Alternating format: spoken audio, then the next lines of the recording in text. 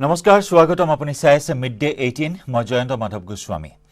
তিনি চুৰক কৰায়ত্ব কৰাৰ ঘটনাক কেন্দ্ৰ কৰি উত্তপ্ত হৈ উঠে কৰিমগঞ্জ চহৰৰ সৰিসা অঞ্চল চুৰৰ উপদ্ৰৱত অতিষ্ঠ ৰাইজে তিনি চুৰক প্ৰহাৰ কৰি ক্ষোভ প্ৰকাশ কৰে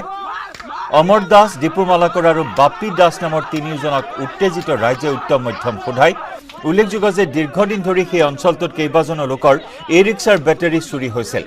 দীপু মালাকৰ নামৰ চোৰটো হাতেলতে ধৰা পৰাৰ পিছত আন দুটা চুৰৰ নাম লয় দীপুৱে পিছত ভাড়াটিয়া হিচাপে থকা অমৰ দাস আৰু বাপ্পী দাসক কৰায়ত্ব কৰি আনে পিছত তিনিজনক উত্তম মধ্যম সোধাই আৰক্ষীক গতাই দিয়ে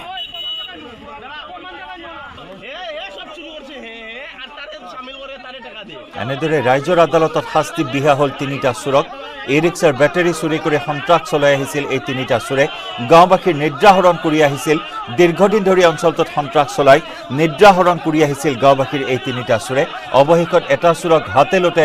ৰাইজে কৰায়ত্ব কৰিবলৈ সক্ষম হয় আৰু ধৃত চোৰটোৱে স্বীকাৰোক্তিত প্ৰকাশ কৰে আন দুই চুৰৰ নাম আৰু অৱশেষত আন দুই চুৰকো ৰাইজে কৰায়ত্ব কৰি এনেদৰে উত্তম মধ্যম সোধাই আৰক্ষীক গতাই দিয়ে এই ঘটনাক কেন্দ্ৰ কৰি অঞ্চলটোত তীব্ৰ উত্তেজনাই বিৰাজ কৰে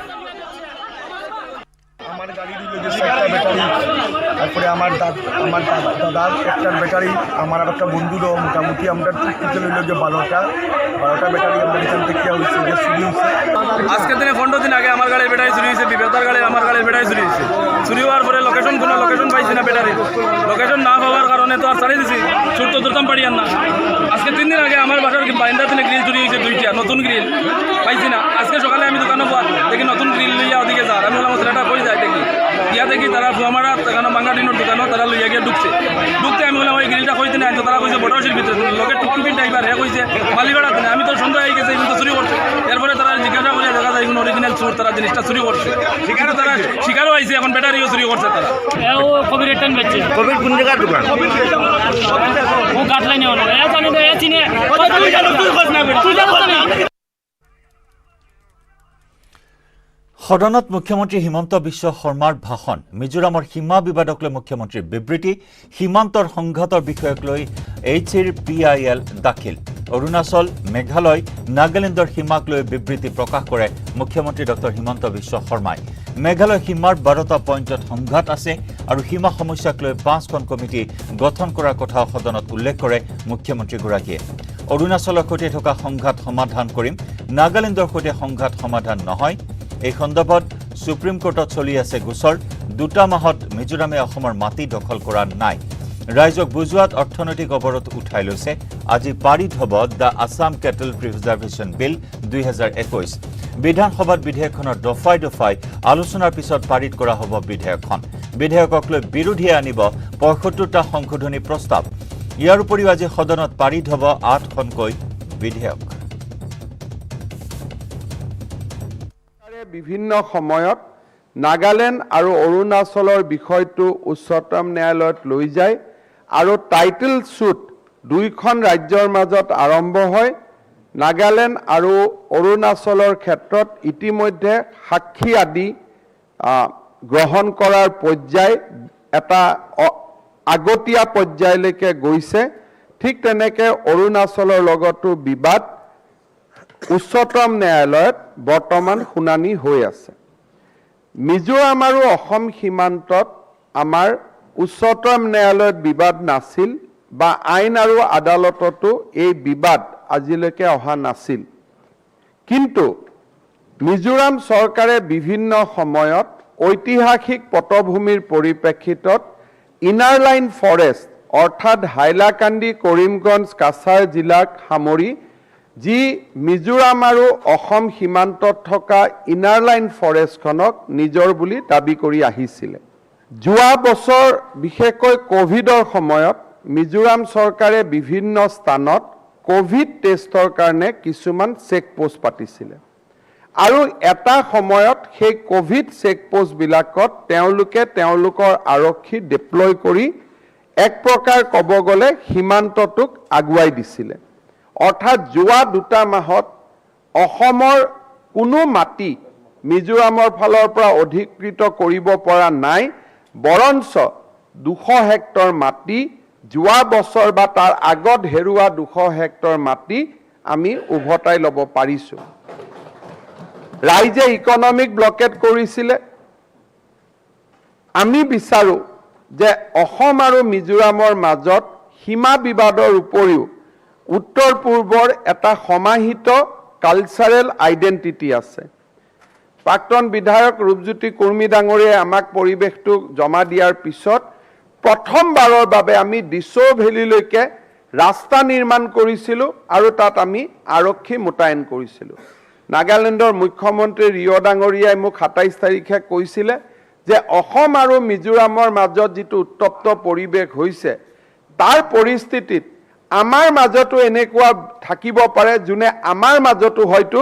এটা সংঘৰ্ষৰ বাতাবৰণ সৃষ্টি কৰিব পাৰে আৰু সেই সময়ত যদি মিজোৰাম নাগালেণ্ড মেঘালয় সবৰ লগত সংঘৰ্ষ হ'লহেঁতেন আমি ডেফিনেটলি আমি বহুত লছ কৰিবলগীয়া হ'লহেঁতেন কাৰণ সেই ধৰণে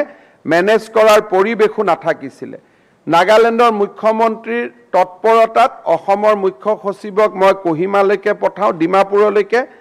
তাত আমি এটা সিদ্ধান্ত লওঁ যে দুইটা আৰক্ষীয়ে দুইটা জাগাৰ পৰা ওলাই আহিব স্যাটেলাইটৰ জৰিয়তে আমি আৰু ড্ৰোনৰ জৰিয়তে আমি মাটিখিনি চাই থাকিম যাতে কোনো পক্ষই তাত আগ্ৰাসী ভূমিকা ল'ব নোৱাৰে এতিয়া আমি পিৰিয়ডিকেলি তাত আমি ড্ৰোন উৰুৱাওঁ বা আমি ড্ৰোন উৰুৱাৰ বাবে সেই এমঅইউখনে আমাক অধিকাৰ দিছে আৰু ড্ৰোনৰ ভিত্তিত আমি দেখা পাম যে নতুন কিবা সেটেলমেন্ট হৈছে নেকি আৰু যদি নতুন সেটেলমেন্ট হৈছে তাক আমি টেক আপ কৰিব পাৰিম মেঘালয়ত গোটেই সমস্যাটো হৈছে যে তাত 12টা পইণ্ট অফ ডিসপিউট আছে আৰু এই ডিসপিউটবিলাক সৰু সৰু এখন দুখন গাঁৱক লৈ হোৱা ডিসপিউট এটো এনেকুৱা ডিসপিউট নহয় যে তাত বহুত স্কয়াৰ কিলোমিটাৰ জড়িত হৈ আছে মেঘালয়ৰ মুখ্যমন্ত্ৰী আৰু মই কথা পাতি 6টা ডিসপিউট আমি প্ৰথমতে ৰিজলভ কৰিবৰ কাৰণে আমি হাত লওঁ 3খন জিলাত এই ডিসপিউট আছে ওয়েস্ট খাসী হিলছ ৰিভয় আৰু জয়ন্তিয়া হিলছ ওয়েস্ট খাসী হিলছৰ ডিসপিউট মীমাংসা কৰাৰ কাৰণে আমি এখন বৰ্ডাৰ কমিটি বনাইছো সেই কমিটিত মেঘালয়ে 5 জন ব্যক্তিক দিছে মন্ত্ৰী আৰু আমাৰ বিধায়ক অসমেও আমি মন্ত্ৰী আৰু বিধায়কক দিছো ওয়েস্ট খাসী হিলছৰ বিবাদ নিষ্পত্তিৰ কাৰণে আমি অতুল বৰা ডাঙৰীয়া আমি চেয়াৰম্যান কৰিছো নন্দিতা দাস বাইদেউ সেই কমিটিত আছে তাৰে স্থানীয় বিধায়ক ডিসি আৰু এসপিক লৈ আমি এখন কমিটি কৰি দিছো মেঘালয়ৰ এখন ওয়েস্ট খাসী হিলছ কমিটি কৰিছে এই দুইখন কমিটি এতিয়া স্পটত যাব সেপ্টেম্বৰ মাহত স্পটত গৈ তেওঁলোকে সিদ্ধান্ত ল'ব যে মানুহে ক'ত থকাটো বিচাৰে ক'ৰ পৰা সুবিধা হ'ব ক'ৰ পৰা লাইট পাব ক'ৰ পৰা পানী পাব ক'ৰ পৰা ল'ৰা ছোৱালীখিনি স্কুলত পঢ়িব পাৰিব এই সমস্যাৰ ওপৰত সৰু সৰু দুখন বা তিনিখন গাঁও তাতকৈ বহুত বেছি নহয় ৰিভৰ ওপৰত চাবৰ কাৰণে মন্ত্ৰী পীযুষ হাজৰিকা ডাঙৰীয়া ৰমেন্দ্ৰ নাৰায়ণ কলিতা এই ধৰণে ৰিভয় চাবৰ কাৰণে আমি তেওঁলোকক দায়িত্ব দিছো মেঘালয়ৰ আন এজনক দায়িত্ব দিছে জয়ন্তিয়া হিল চাবৰ কাৰণে চন্দ্ৰমোহন পাটোৱাৰী ডাঙৰীয়াক আমি দায়িত্ব দিছো ৰাতুচেৰা বুলি সৰু এলেকা এটা ৰাতুচেৰা স্থানীয় বিধায়ক আমাৰ কৌশিক ৰায় এই ধৰণে আমি কমিটি এখন কৰি দিছো য'ত চন্দ্ৰমোহন পাটোৱাৰী ডাঙৰীয়াই চাব দ্য মিডডে 18 পৰৱৰ্তী অংশলৈ আমি লৈছো এটি সময় বাণিজ্যিক বিৰতি निर्माण का पावर स्वैग चल शुरू हो जा माइथन कर दे सब कुछ ऑन ट्रैक स्ट्रांग है माइथन फ्लेक्सिबल माइथन बड़ा समझदार निर्माणर मानदंड माइथन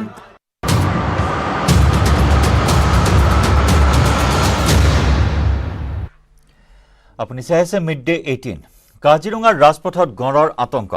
গঁড়ে আক্ৰমণ কৰিলে বন বিভাগৰ হাতী আৰু বাহনত বৃহস্পতিবাৰে কাজিৰঙা ৰাষ্ট্ৰীয় উদ্যানৰ পৰা ওলাই অহা এটা গঁড়ৰ দুৰ্ঘটনাগ্ৰস্ত হৈছিল কাজিৰঙাৰ হালধিবাৰীৰ 37 নম্বৰ ৰাষ্ট্ৰীয় ঘাইপথত আঘাতপ্ৰাপ্ত গঁড়টোৱে ৰাষ্ট্ৰীয় ঘাইপথৰ কাষৰ এখন হাবিত আশ্ৰয় লৈ আছিল গঁড়টোক হাতীৰ সহায়ত উদ্যানলৈ খেদি পঠিওৱাৰ চেষ্টা কৰাৰ সময়তেই সংঘটিত হয় এই আক্ৰমণৰ ঘটনা কাজিৰঙাৰ ৰাজপথত গঁড়ৰ আক্ৰমণ আমি দেখুৱাইছো সেই দৃশ্য গঁড়ে আক্ৰমণ কৰিলে বন বিভাগৰ হাতী আৰু বাহনত কালিৰ দিনটোত 37 নম্বৰ ৰাষ্ট্ৰীয় ঘাইপথত আঘাতপ্ৰাপ্ত হৈছিল এই গড়টো এখন বাহনৰ খুন্দাত আহত হৈছিল আৰু তাৰ পিছতে আঘাতপ্ৰাপ্ত গড়টোৱে ৰাষ্ট্ৰীয় ঘাইপথৰ কাষৰ এখন হাবিত আশ্ৰয় লৈ আছিল আৰু এই গড়টোক হাতীৰ সহায়ত উদ্যানলৈ খেদি পঠিওৱাৰ চেষ্টা কৰোঁতে আক্ৰমণ কৰে বন বিভাগৰ হাতী আৰু বাহনত এই আঘাতপ্ৰাপ্ত গড়টোৱে আমাৰ সাংবাদিক বিতুপন বৰাৰ সৈতে আমি যোগাযোগ স্থাপন কৰিছো এই মুহূৰ্তত বিতুপন এতিয়া ৰাজপথত এক প্ৰকাৰ আতংকৰ সৃষ্টি কৰিছে এই গড়টোৱে হয় জয়ন্ত চাওক বৃহস্পতিবাৰে যি কাজিৰঙা ৰাষ্ট্ৰীয় উদ্যানৰ কহৰা বনাঞ্চলৰ পৰা ওলাই অহা এটা গড়ক এখন বাহনে আচলতে কাজিৰঙা হালদিবাৰী 37 নম্বৰ ৰাষ্ট্ৰীয় ঘাইপথত দুৰ্ঘটনাত পতিত হৈছিল আৰু গড়টো আঘাতপ্ৰাপ্ত হৈছিল পৰৱৰ্তী সময়ত গড়টো 37 নম্বৰ ৰাষ্ট্ৰীয় ঘাইপথৰ দক্ষিণে থকা যি হাবি আছে কাজিৰঙা ৰাষ্ট্ৰীয় উদ্যানৰ অংশ তাত আশ্ৰয় লৈ আছিল কিন্তু আজি পুৱাৰ পৰা কাজিৰঙা ৰাষ্ট্ৰীয় উদ্যান কৰ্তৃপক্ষ আৰু আৰক্ষী প্ৰশাসনৰ সহযোগত 7টা হাতীৰে গড়টো ৰাষ্ট্ৰীয় উদ্যানৰ অন্তৰ্ভাগলৈ আচলতে 37 নম্বৰ ৰাষ্ট্ৰীয় ঘাইপথৰ উত্তৰ দিশলৈ খেদি পঠিয়াবলৈ চেষ্টা কৰিছিল আৰু ঠিক সেই সময়তে গড়টো ৰাষ্ট্ৰীয় ঘাইপথত উঠি এক আতংকৰ পৰিৱেশৰ সৃষ্টি কৰে আৰু প্ৰায় 3খন গাড়ীত বন বিভাগৰ গাড়ীত চলাই যি 7টাকৈ হাতীৰে গড়টো খেদি পঠিওৱাৰ চেষ্টা কৰিছিল তাৰে 4টা ইতিমধ্যে আঘাতপ্ৰাপ্ত কৰিছে বুলি আমি জানিব পাৰিছো আৰু বৰ্তমান দেখি আছো যে গড়টো এখন হাতীখলি বাগিচাৰ মাজত এতিয়া আশ্ৰয় লৈ আছে কিন্তু এতিয়া যি 37 ৰাষ্ট্ৰীয় ঘাইপথত দুয়ো কাষে বিভাগীয় লোকে বাহনসমূহ আহিবলৈ দিয়া নাই যিহেতু তেনেধৰণৰ ঘটনা সংঘটিত হ'ব পাৰে বা গাড়ীক আক্ৰমণ চলাব পাৰে যাৰ বাবে এতিয়া গাড়ীসমূহ আহিবলৈ দিয়া হোৱা নাই আৰু বৰ্তমানো এতিয়া অভিযান চলি আছে যে গড়টোক যিকোনো প্ৰকাৰে কাজিৰঙা ৰাষ্ট্ৰীয় উদ্যানলৈ অৰ্থাৎ 37 নম্বৰ ৰাষ্ট্ৰীয় ঘাইপথৰ উত্তৰ পাৰলৈ খেদি পঠিয়াবলৈ চেষ্টা অব্যাহত ৰাখিছে বন বিভাগে নিশ্চয় যেহেতু কালিৰ দিনটোত 37 নম্বৰ ৰাষ্ট্ৰীয় ঘাইপথত আঘাতপ্ৰাপ্ত হয় এই গড়টোৰ আঘাত বৰ্তমান কিমান গুৰুতৰ আৰু যেহেতু বিতুপন দেখা গৈছে যে বাহনসমূহৰ গতিবেগ হ্ৰাস কৰিবলৈ বিভিন্ন নিৰ্দেশনা জাৰি কৰা হৈছে কিন্তু তাৰ পিছতো বাহনৰ খুন্দাত আঘাতপ্ৰাপ্ত হয় এই গড়টো জানো আপুনি গুৰুত্বপূৰ্ণ বিষয় কৈছে যে যি সময়ত আচলতে 37 নম্বৰ ৰাষ্ট্ৰীয় ঘাইপথত কাজিৰঙা ৰাষ্ট্ৰীয় উদ্যান কৰ্তৃপক্ষই বেৰিকেড লগাইছে বা অত্যাধুনিক প্ৰযুক্তিৰ কেমেৰা সেন্সৰ কেমেৰা লগোৱা হৈছে আৰু এই হালদিবাৰীত যি সেন্সৰ কেমেৰা লগোৱা হৈছে বা তাত যি গতিবেগ নিৰীক্ষণ যন্ত্ৰ লগোৱা হৈছে সেই তাৰ সন্মুখতে আচলতে বৃহস্পতিবাৰে গড়টো দুৰ্ঘটনাগ্ৰস্ত হৈছিল আৰু যি গড়টোৰ আঘাত কিমান গুৰুতৰ হৈছে বৰ্তমানলৈকে ইমান জানিব পৰা হোৱা নাই যিহেতু গড়টো বৰ্তমান হাবিৰ মাজত আছে কালি যেতিয়া গড়টো দুৰ্ঘটনাগ্ৰস্ত হৈছিল কিন্তু প্ৰায় 20 ধৰি গড়টো 37 নম্বৰ ৰাষ্ট্ৰীয় ঘাইপথত অচেতন পৰিছিল যি ভিডিঅ' আমি আচলতে দৰ্শকক দেখুৱাইছে ইতিমধ্যে কিন্তু গড়টো বৰ্তমান বাগিচা এখনত হাতীখলি চাহ বাগিচাৰ মাজত আশ্ৰয় লৈ আছে আৰু বন বিভাগে হাতীৰ সহায়ত তেওঁলোকে গড়টোক খেদি পঠিয়াবলৈ মানে ৰাষ্ট্ৰীয় উদ্যানৰ খেদি পঠিয়াবলৈ চেষ্টা অব্যাহত ৰাখিছে নিশ্চয় বৰ্তমানে আশ্ৰয় গ্ৰহণ কৰি আছে আপুনি জনাইছে যে 4টা হাতীক ইতিমধ্যে আক্ৰমণ কৰিছে আঘাতপ্ৰাপ্ত হোৱা এই গড়টোৱে গড়টোৰ নিৰাপত্তাৰ ক্ষেত্ৰত বৰ্তমান কেনেকুৱা ধৰণৰ ব্যৱস্থা গ্ৰহণ কৰিছে বন বিভাগে নিৰাপত্তা সুনিশ্চিত বুলি ক'ব লাগিব কাৰণ ইয়াতে বন বিভাগৰ লোক বা আৰক্ষী প্ৰশাসন ইয়াতে মোতায়েন কৰা হৈছে প্ৰায় শতাধিক বন বিভাগৰ লোক আৰু আৰক্ষীৰ লোক ইয়াত আছে আৰু 37 নম্বৰ ৰাষ্ট্ৰীয় ঘাইপথত আচলতে যান বাহন চলাচল বন্ধ কৰি দিয়া হৈছে যিকোনো প্ৰকাৰে যাতে গড়টো 37 নম্বৰ ৰাষ্ট্ৰীয় ঘাইপথৰ উত্তৰ দিশলৈ খেদি পঠিয়াবলৈ চেষ্টা অব্যাহত ৰাখিছে কিন্তু আমি যদি চাওঁ আচলতে যিহেতু বৃহস্পতিবাৰে যি ঘটনা সংঘটিত হ'ল গাড়ীখনকো ইতিমধ্যে বন বিভাগে জব্দ কৰিছে কিন্তু যি গতিবেগ নিৰীক্ষণ যন্ত্ৰ বা সেন্সৰ কেমেৰা লগোৱা হৈছিল কিন্তু সেয়া যে ফলপ্ৰসূ হৈছে সেয়া ক'ব নোৱাৰি কাৰণ যিহেতু সেইসমূহ থকাৰ পাছতো যে কাজিৰঙা ৰাষ্ট্ৰীয় উদ্যানৰ বন্যপ্ৰাণী গাড়ীৰ খুন্দাত আহত হ'বলগীয়া হৈছে জয়ন্ত বিতুপন গড়টো আঘাতপ্ৰাপ্ত হৈছে যাৰ বাবে এনেদৰে ৰাষ্ট্ৰীয় ঘাইপথৰ কাষত আশ্ৰয় গ্ৰহণ কৰিবলগীয়া হৈছে গতিকে চিকিৎসাৰ কিবা ব্যৱস্থা গ্ৰহণ কৰা হৈছে নেকি যদিও বা খেদি পঠিওৱাৰ চেষ্টা অহৰহভাৱে চলাই থকা হৈছে সমান্তৰালকৈ চিকিৎসাৰ কিবা ব্যৱস্থা গ্ৰহণ কৰা হৈছে নে নাই আমি ইতিমধ্যে আমি যি কাজিৰঙা সঞ্চালক পিচি কুমাৰ লগত আমি সেই বিষয়ে কথা বতৰা পাতিছিলো কিন্তু তেওঁ কৈছে যে যিহেতু গড়টো বৰ্তমান চলা ফুৰা কৰি আছে আৰু গড়টো চিকিৎসা কৰিবলৈ গড়টো ট্ৰেংকুলাইজ কৰিব লাগিব তাক চেতনানাশক দিব লাগিব তাৰ পাছতে গড়টো চিকিৎসা কৰিব পৰা যাব কিন্তু বৰ্তমানলৈকে গড়টো চলা ফুৰা কৰি আছে আৰু ৰাষ্ট্ৰীয় উদ্যানৰ ভিতৰৰ ফালে আচলতে যদি নিব পৰা যায় তেতিয়াহ'লে ৰাস্তা হাইৱেৰ কাষতে হওক বা ৰাষ্ট্ৰীয় উদ্যানৰ অন্তৰ্ভাগতে হওক গৰুক চিকিৎসা কৰিব পৰা হ'ব বুলি জানিব দিছে আমাক সঞ্চালকগৰাকীয়ে। হয়, বিদুপন ধন্যবাদ জ্ঞাপন কৰিছোঁ আপোনাক। এইখিনি মুহূৰ্তৰ শেহতীয়া তথ্য আপুনি আমাক জনাইছে আৰু লগতে আমি দেখুৱাইছোঁ সেই দৃশ্যাৱলী ৰাষ্ট্ৰীয় ঘাইপথত এনেদৰে বিচৰণ কৰিছে আঘাতপ্ৰাপ্ত গঁড়টোৱে আৰু গঁড়টোক লৈ মূৰৰ কামোৰণিৰ সৃষ্টি হৈছে বন বিভাগৰ আৰু এই গঁড়টোক উদ্ধাৰ কৰিবলৈ বা গঁড়টোক খেদি পঠিয়াবলৈ অহৰহ প্ৰচেষ্টা হাতত লৈছে বন বিভাগে। 4টাকৈ হাতীৰ সহায়ক গঁড়টোক বনাঞ্চললৈ খেদি পঠিওৱাৰ চেষ্টা চলোৱা হৈছে যদিও এতিয়া সফল হ'ব পৰা নাই। ৰাষ্ট্ৰীয় ঘাইপথৰ কাষতেই বৰ্তমান হাবিত আশ্ৰয় গ্ৰহণ কৰি আছে এই গঁড়টো আৰু গঁড়টোক খেদিবলৈ এনেদৰে প্ৰচেষ্টা হাতত লৈছে আৰু তেনে সময়তেই ৰাষ্ট্ৰীয় ঘাইপথত এক প্ৰকাৰ আতংকৰ সৃষ্টি কৰে কিছু সময় ধৰি এই আঘাতপ্ৰাপ্ত গঁড়টোৱে।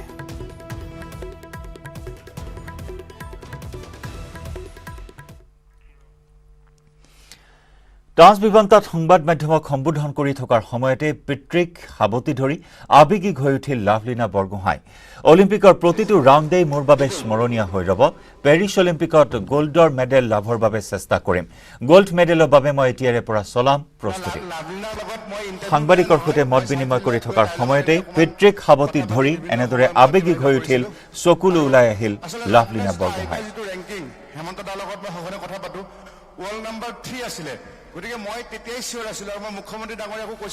আজি সাংবাদিকৰ সৈতে মত বিনিময় কৰাৰ সময়ত কেইবাটাও গুৰুত্বপূৰ্ণ কথা উল্লেখ কৰে লাভলীনা বৰগোহাঁই। নিজৰ অভিজ্ঞতাৰ কথাতে উল্লেখ কৰে, টকিঅ' অলিম্পিকত লাভ কৰা অভিজ্ঞতাৰ কথা তেওঁ সাংবাদিকৰ আগত বৰ্ণনা কৰে আৰু তাৰ সমান্তৰালকৈ আন কেইবাটাও গুৰুত্বপূৰ্ণ কথা তেওঁ উল্লেখ কৰে আৰু তাৰ ভিতৰত হৈছে পাঠ্যক্ৰমত অন্তৰ্ভুক্ত হ'ব লাগে খেল। দেশ প্ৰতিভাৰে ভৰি আছে, খেল পাঠ্যক্ৰমত অন্তৰ্ভুক্ত হ'লে অলিম্পিক মেডেলেৰে ভৰি পৰিব দেশ। হোটেল তাজ ভিভান্তাত অনুষ্ঠিত সাংবাদিকৰ সৈতে মত বিনিময় অনুষ্ঠানত এই মন্তব্য কৰে অলিম্পিকত ব্ৰঞ্জৰ পদক বিজয়ী লাভলীনা বৰগোহাঁই। পেৰিছ অলিম্পিকত গ'ল্ড মেডেল লাভ কৰাটোৱে হ'ব লাভলীনাৰ একমাত্ৰ লক্ষ্য। গ'ল্ড মেডেলৰ বাবে এতিয়াৰে পৰা প্ৰস্তুতি চলাব লাভলীনাই। আমি নিজেও চিন্তা কৰোঁ যে আমাৰ ইণ্ডিয়াত কিয় মেডেল ইমান কম আহে আৰু বাকী কাণ্ট্ৰিখিনিত কিয় ইমান বেছি মেডেল আহে। আমাৰ ইণ্ডিয়াত কিছুমান প্ৰব্লেম আছে, যেনেকৈ স্পৰ্টছৰ বিষয়ে এডুকেশ্যন চিষ্টেমটোত স্পৰ্টছৰ বিষয়ে একো নলেজেই নাপায়। খেলি গৈ থাকে কিন্তু কি খেলিব লাগে, কেনেদৰে ট্ৰেইনিং কৰিব লাগে তাৰ বিষয়ে একো ভালদৰে নাজানে। কোচ বহুত আছে, খেলি খেলিহে কোচিঙৰ বিষয়ে জানি গৈছেগৈ। কিন্তু বাহিৰৰ কাণ্ট্ৰিত এনেকৈ থাকে, স্পৰ্টছৰ এটা ছাবজেক্ট থাকে, কম্পালচৰি ছাবজেক্ট থাকে যে একেবাৰে সৰুৰ পৰাই স্কুলৰ পৰাই একেবাৰে গ্ৰেজুৱেশ্যনলৈকে সেই স্পৰ্টছ ছাবজেক্টটো লৈ পিনি তাৰ ওপৰতে গ্ৰেজুৱেশ্যন কৰিব পাৰে। তাৰ কাৰণে যোনখিনি স্পৰ্টছ ছায়েন্সখিনি বুজি পায় আৰু স্পৰ্টছ ছায়েন্সৰ সহায়ত আমি কিবা এটা যদি মই পাঞ্চ এটাই মাৰিছোঁ, সেই পাঞ্চটো কিমানটো জোৰত লেণ্ড হ'ব, কিমানটো জোৰত মই মাৰিব লাগিব আৰু কিমানখিনি মই ট্ৰেইনিং কৰিব লাগিব, কিমান ৰিকভাৰী ল'ব লাগিব, সেই গোটেইখিনি বস্তু সিহঁতি আগতীয়াকৈ জানি থয়। আৰু স্পৰ্টছৰ আমাৰ হাৰ্ডৱৰ্ক বাকী কাণ্ট্ৰিতকৈ আমাৰ ল'ৰা ছোৱালীখিনিয়ে হাৰ্ডৱৰ্ক বহুত বেছি কৰিব পাৰে, কিন্তু আমাৰ পেৰেণ্টছখিনিয়ে তেওঁলোকক সেইখিনি ভয় কৰে যে কেৰিয়াৰ কেনেকৈ বনিব, কাৰণ একো কাৰ ওপৰত বিশ্বাস কৰিব, সেইটোৰ ওপৰত গ্ৰেজুৱেশ্যন ল'বৰ কাৰণেও একো ছিষ্টেম নাই। তো যদি এডুকেশ্যন ছিষ্টেমটোত স্পৰ্টছৰ এটা ছাবজেক্ট কম্পালচৰি হিচাপে কৰি দিয়া হয়, তেনেহ'লে মই ভাবোঁ যে এতিয়া নহ'লেও আৰু 10 বছৰৰ পিছত আমাৰ ইণ্ডিয়াৰ পৰা ইমানেই মেডেলিষ্ট ওলাব যে বাকী কাণ্ট্ৰিখিনিকো বিট কৰিব পাৰিব, কাৰণ আমাৰ ইণ্ডিয়াত ইমানেই টেলেণ্ট আছে। বোকাজানত জব্দ 2 কেজি 17 গ্ৰাম ড্ৰাগছ। কম্বলৰ মাজত লুকুৱাই অনা অৱস্থাত উদ্ধাৰ কৰা হয় 150 পেকেট ড্ৰাগছ। অসম নাগালেণ্ড সীমান্ত লাহৰিজানত এক বিশেষ সূত্ৰৰ পম খেদি আৰক্ষীয়ে জব্দ কৰে ড্ৰাগছখিনি। ড্ৰাগছ সৰবৰাহকাৰী এহাল নগা দম্পতীক আটক কৰে খটখটি আৰক্ষীয়ে। ৰজি ৰেংমেই আৰু আংমা কামেইক আটক কৰে আৰক্ষীয়ে। ডিমাপুৰৰ পৰা অসমলৈ অনা ড্ৰাগছখিনিৰ বজাৰ মূল্য 6 কোটিতকৈ অধিক বুলি জানিবলৈ দিয়ে কাৰ্বি আংলং জিলাৰ আৰক্ষী অধীক্ষকে। We achieved success जहाँ पे more than 2 kg heroin, exactly 2 kg 17 grams. She was planning to deliver it, so we got information, precise information. Based on that, border area में एक operation हमारा हुआ. सुबह से इस पे कुछ चल रहा था और finally we achieved it late evening. So करीब 2 kg 17 grams heroin, suspected heroin seize हुआ. दीमापुर से ये असम की एक पार्टी को डिलीवर कर रहे थे, सो उसी बीच में we got information and we intercepted it. Hojai ডবকাৰ টোল গেটত চাঞ্চল্যকৰ ঘটনা টোল গেটৰ কৰ্মচাৰীক পিষ্টল দেখুৱাই গুলিয়াই হত্যা কৰাৰ ভাবুকি প্ৰদান কৰি স্কৰ্পিঅ গাড়ী পাৰ কৰি লৈ যোৱা ঘটনাই টোল কৰ্মচাৰীসকলৰ মাজত আতংকৰ সৃষ্টি কৰিছে ডবকা টোল গেটত গাড়ী চালকৰ সৈতে সামান্য কাজিয়া হলেই একাংশ টোল গেটৰ উগ্ৰ কৰ্মচাৰীয়ে হাতে হাতে লাঠি লৈ প্ৰহাৰ কৰাৰ অভিযোগ প্ৰায়ে উত্থাপন হৈ আছে কিন্তু বৃহস্পতিবাৰৰ পিষ্টল টুৱাই টোল কৰ্মচাৰীক ভাবুকি প্ৰদান কৰি গাড়ী পাৰ কৰি গুচি গ'ল যদিও সাধাৰণ লোকক আক্ৰমণ কৰা টোল কৰ্মীসকলে নীৰৱ দৰ্শক হৈ থাকিল শিহৰণকাৰী এই ভিডিঅ' বন্দী হৈছে চিচি কেমেৰাত